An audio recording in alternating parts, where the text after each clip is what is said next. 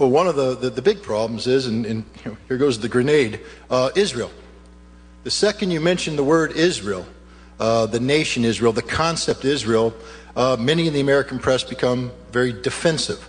We're not allowed to be highly critical of the state of Israel.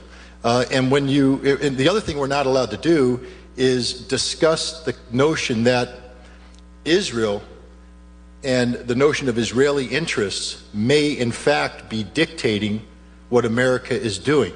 That what we're doing in the Middle East may not be to the benefit of America's national security, but to Israel's national security. But see, we don't want to talk about that because one of the great success stories out there is the pro-Israeli lobby that has successfully enabled themselves to blend the two together so that when we speak of Israeli interests, they say, no, we're speaking of American interests.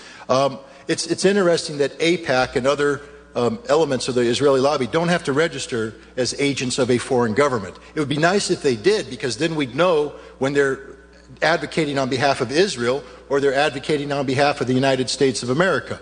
I would challenge the New York Times to sit down and do a critical story on Israel, on the role of the role that Israel plays in influencing American foreign policy. There's nothing wrong with Israel trying to influence American foreign policy. Let me make that clear. The British seek to influence our foreign policy. The French seek to influence our foreign policy.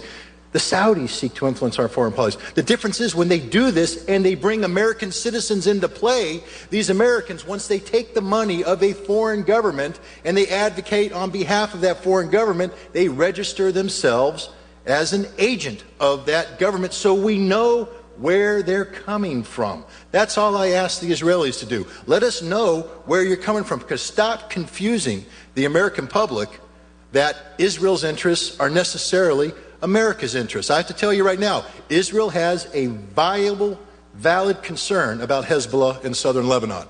If I were an Israeli, I'd be extremely concerned about Hezbollah, and I would want to do everything possible to nullify that organization.